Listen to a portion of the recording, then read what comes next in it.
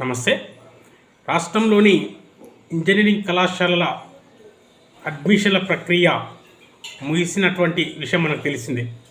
కానీ అడ్మిషన్ల దందా అంతా ఇంత లేదు. సిఎంఓ ఆఫీస్ పేరుతోనే సీట్ల దందా నడిచిందని చెప్పేసి స్పష్టంగా మనకి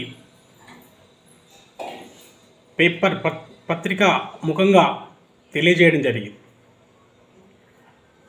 మరి ఏంటి అది ఒకసారి మనం చూసినట్టయితే, సిఎంఓ పేరుతో సీట్ల దందా, ఇది నమస్తే తెలంగాణలోని ఈరోజు వచ్చినటువంటి ఆర్టికల్ మెయిన్ ఎడిషన్లో. సిఎంఓ పేరుతో సీట్ల దందా, ఓ కీలక నేత తనయుడు సలహాదారుడి పిఏ హస్తం ఉందని చెప్పేసి శీర్షికలో భాగంగా ఉంది. ఇప్పటి వరకు 750 సిఎస్సి అడ్మిషన్లు అమ్మిన ముఠా. బి కేటగిరీ సీట్ల కోసం కాలేజీలకు ఫోన్ వస్తే బింబలెత్తిపోతున్న ప్రైవేట్ కాలేజీలు.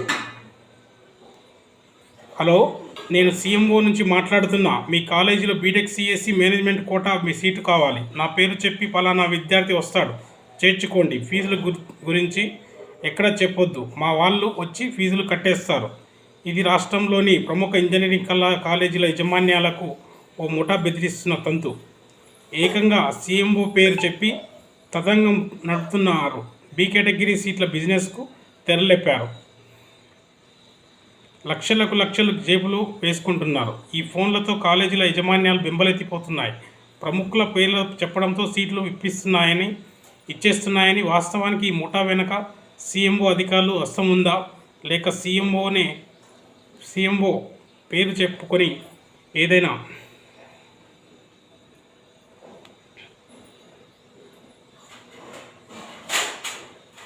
ఇది మొత్తానికి స్పష్టంగా అయితే సిఎంఓ ఆఫీస్ నుంచి మేము కాల్ చేస్తున్నాం, మేనేజ్మెంట్ సీట్ ఇవ్వాలి అని చెప్పేసి బెదిరింపులకు పాల్పడుతున్నారని చెప్పేసి ఆర్టికల్లో ఉన్నటువంటి అర్థం. మరి సిఎంఓ ఆఫీస్ ఆ విధంగా చేస్తుందనడానికి అయితే ప్రశ్నార్థకంగానే ఉంది. మరి దీనిపైన రాష్ట్ర ప్రభుత్వం స్పష్టంగా ఒక విచారణ కమిటీ వేసి సిఎంఓ ఆఫీస్ నుంచి వెళ్ళినటువంటి కాళ్ళపైన ఏ కళాశాలలో 750 అడ్మిషన్లు చేశారు, దాదాపు 750 సిఎస్సి అడ్మిషన్లు చేశారు అనే దానిపైన పూర్తి దర్యాప్తు చేసి మరి ఆ ముఠా పైన ఖచ్చితమైనటువంటి చర్యలు తీసుకోవాలని చెప్పేసి, కఠినమైనటువంటి చర్యలు తీసుకోవాలని చెప్పేసి తెలియజేస్తున్నాం. ఎందుకంటే ఇది పేద మధ్యతరగతి విద్యార్థులు ర్యాంకులు వచ్చినప్పటికీ కూడా, క్వాలిఫై మార్కులు ఉన్నప్పటికీ కూడా సీటు రాకపోవడంతో దాదాపు 13,000 మంది విద్యార్థులు వెయిటింగ్లో ఉన్నారు సీట్లు రాక. అక్కడ చూస్తే 13,000 సీట్లు ఖాళీ ఉన్నాయని చెప్పేసి అక్కడ తెలియజేస్తుంది.